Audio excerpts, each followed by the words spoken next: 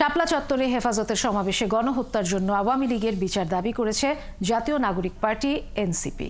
বিকেলে দলটির কেন্দ্রীয় কার্যালয়ে আয়োজিত শাপলা হত্যাকাণ্ডের এক যুগ বিচার, সুষ্ঠু তদন্ত, শহীদদের স্বীকৃতি ও ক্ষতিপূরণে রাষ্ট্রের দায় শীর্ষক আলোচনা সভায় এসব কথা বলেন দলের নেতারা। নানা বিষয়ে তদন্ত কমিশন গঠিত হলেও বর্তমান সরকার শাপলা গণহত্যা নিয়ে নিশ্চুপ কেন, এমন প্রশ্ন রাখেন দলটির নেতারা।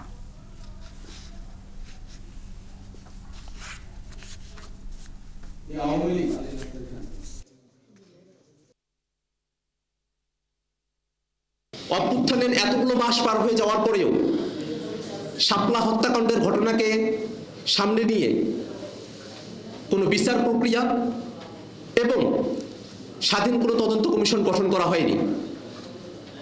আমরা জাতীয় নাগরিক পার্টি এনসিপি ঢাকা মহানগর কর্তৃক আয়োজিত আজকের এই আলোচনা সভায় রাষ্ট্রের দায়ের এই অংশটুকুকেই ফোকাস করতে চাই।